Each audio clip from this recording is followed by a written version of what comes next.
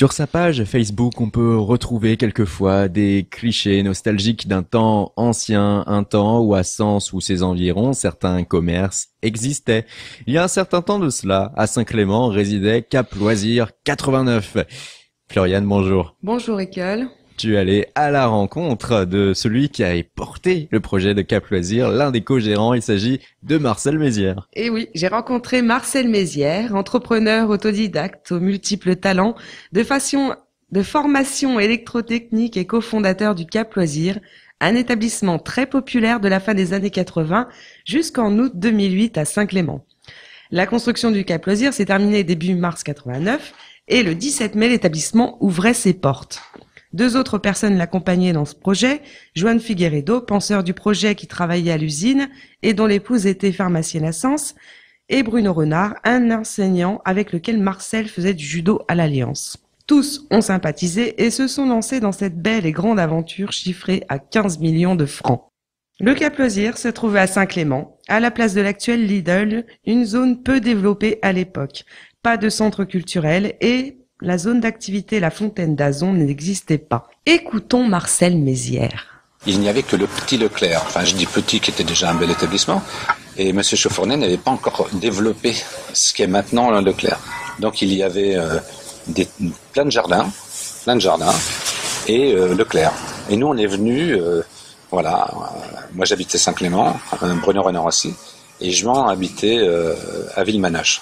En même temps, Saint-Clément, il y a un maire qui était à l'écoute, donc déjà la zone n'était pas chère, il y avait déjà ça, le côté, toujours l'argent, et puis à la municipalité, on avait de bons rapports, ce qui fait qu'on a présenté, au début les gens pensaient qu'on était un petit peu uluberlu, quoi, parce que c'était pas une mince affaire. Voilà. C'était un sacré projet. Ça marche. De grande ampleur, mine de rien, au final. Mais et puis ça a toujours très très bien fonctionné.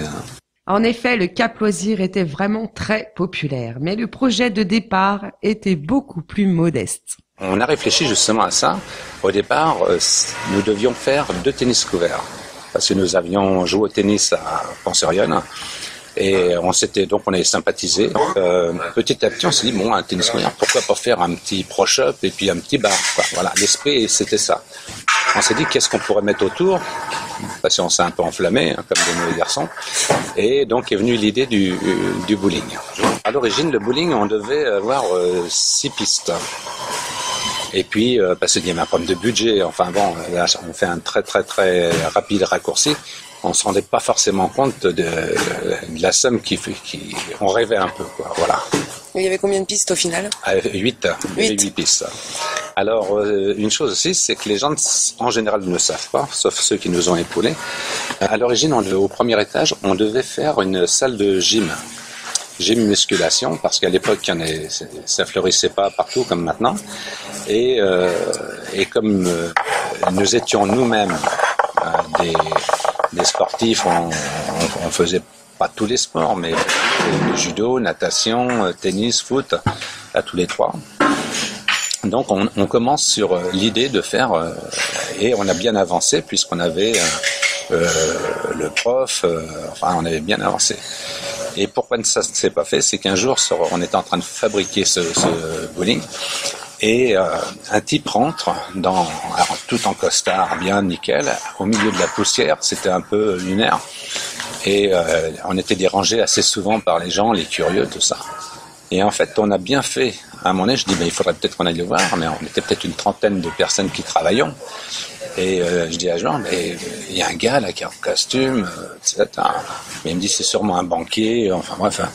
Et je dis, j'y vais quand même, quoi. Et en fait, il se trouve que c'était un type extraordinaire qui gagnait sa vie et qui était un personnage dans le milieu du snooker. En fait, on ne pouvait pas discuter sur le moment. On s'est redonné rendez-vous. Et donc, on ne savait pas que c'était Jerry George. C'était un type qui travaillait à l'époque dans les télévisions, dans le snooker. Et nous, on était un peu des profanes, quoi. Donc, mais c'était un peu, lui, la poule aux œufs d'or, entre guillemets, puisque c'est un type très, très sympa, humaniste, businessman quand même. Et il nous a dit, mais vous vous enquiquinez à faire une salle de gym, vous allez avoir des soucis, parce que bon, ça veut dire du personnel, etc., etc. Moi, je fais dans le snooker. Ah bon, qu'est-ce que c'est? Et il nous invite à aller en Belgique. Et pendant une journée, il nous a complètement étonnés, quoi. Et on a parlé un petit peu argent. Et on s'est dit, évidemment, si tout est vrai, on arrête la salle de gym et on va mettre des snookers. Et on en a fait équipe ensemble, et ça s'est toujours très très très très bien passé. Voilà. Donc quand on est rentré en France, on a stoppé, parce qu'on avait commencé des cloisons, etc. Et les bons sens de fenêtres. Parce que c'était la seule salle, souvent on nous disait, quand on faisait des petits concours de billard, comment se fait-il qu'une salle de billard soit avec de grandes baies? Le bâtiment avait été fait pour recevoir une salle de gym et pas des snookers. Le Cap-Loisirs, en fait, c'est un lieu qui a eu beaucoup de succès auprès des jeunes. Ah oui, mais c'était... ça marchait beaucoup dans les années 90. Ça marchait très fort même. On était... c'était un raz-de-marée, hein, c'était un tsunami, quoi. C'était... on se disait, bon, normalement, on ne doit pas se louper. Il fallait mieux pas qu'on se loupe. Hein. Alors, il y a beaucoup de gens qui regrettent. Pourquoi vous avez arrêté? Il y a eu plusieurs... moi, quand j'ai vendu mes parts, pour des raisons très personnelles, voilà... mais après beaucoup de travail et puis pas de soucis, quoi, aucun souci. Et ensuite j'ai pu suivre. Moi il y a des partenaires des investisseurs qui sont arrivés. Et puis après voilà, ça a duré quand même très longtemps. Maintenant c'est un Lidl.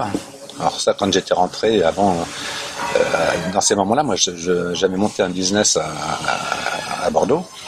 Et c'est vrai que j'étais pas au courant quand j'ai vu le bowling rasé.